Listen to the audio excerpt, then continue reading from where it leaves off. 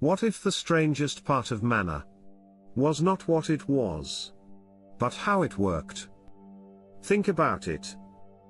Food that appears from nowhere, every single morning. Enough for everyone. But then, it disappears. Spoils if you keep too much. Why would provision come with a limit? That is where the story becomes deeper. In the book of Exodus, the people were in the wilderness. No farms, no stored resources, no stable system, just uncertainty. And then, manna appears. Daily. Not weekly. Not monthly. Daily. Now pause for a moment. Why daily? Why not give them enough for a year? Why not remove the uncertainty completely? Because maybe the uncertainty was part of the lesson. Because control was being removed, and dependence was being built. Every morning, they had to go out and gather again. Not rely on yesterday. Not depend on stored supply. But step out again. And that changes everything. Because it turns provision into a relationship, not just a resource. Think about that carefully. Most people want independence. They want to reach a point where they no longer need to depend on anything. Complete control, complete security. But manna interrupted that idea completely. It showed that dependence was not a weakness. It was designed. And that is uncomfortable. Because dependence requires trust. And trust requires uncertainty. Now consider this. What happened when people tried to store extra? It spoiled. It decayed. What was meant to sustain became useless. Why? Because it was being used outside its purpose. It was given for the day, not for control. And maybe that reveals something deeper. Sometimes, what is meant for one season does not work in another. Sometimes, what is given for today is not meant to be forced into tomorrow.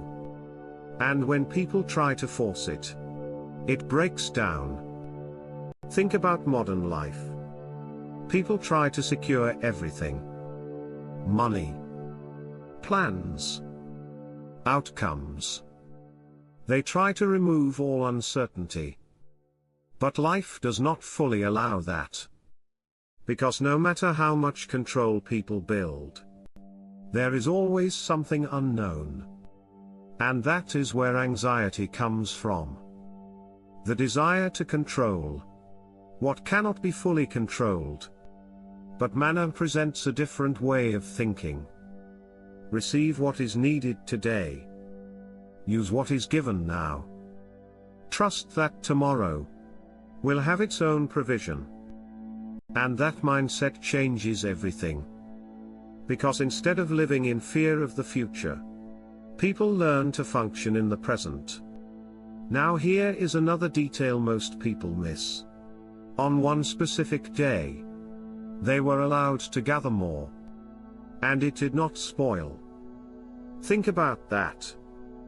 The rule changed based on timing.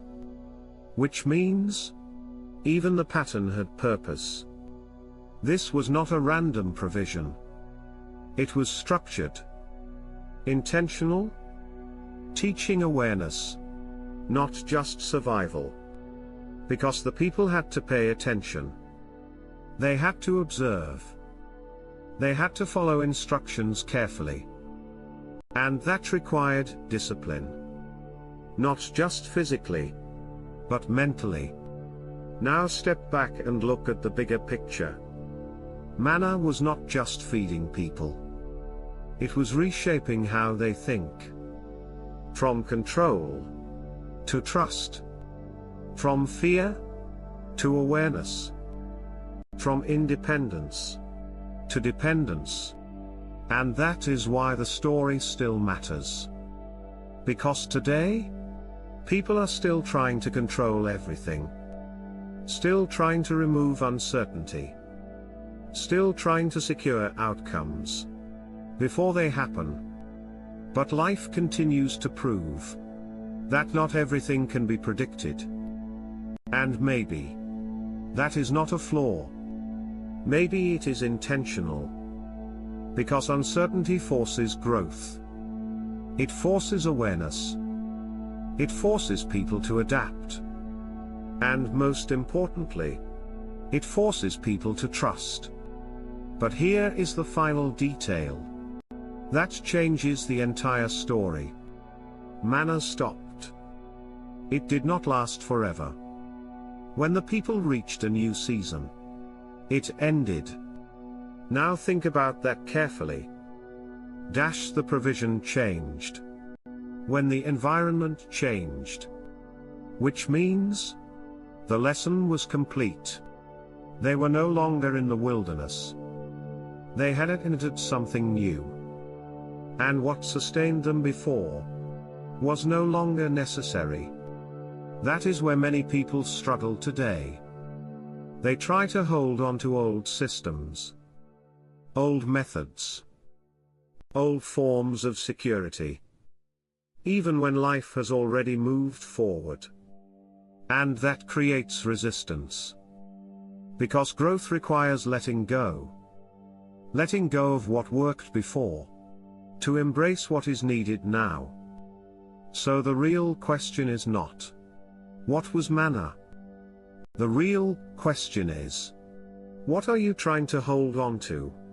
Was that only meant for a past season? And what would change if you trusted today, without needing to control tomorrow? If this made you think differently, subscribe to Grace Unseen for more hidden biblical truths and deeper meanings behind the stories most people overlook.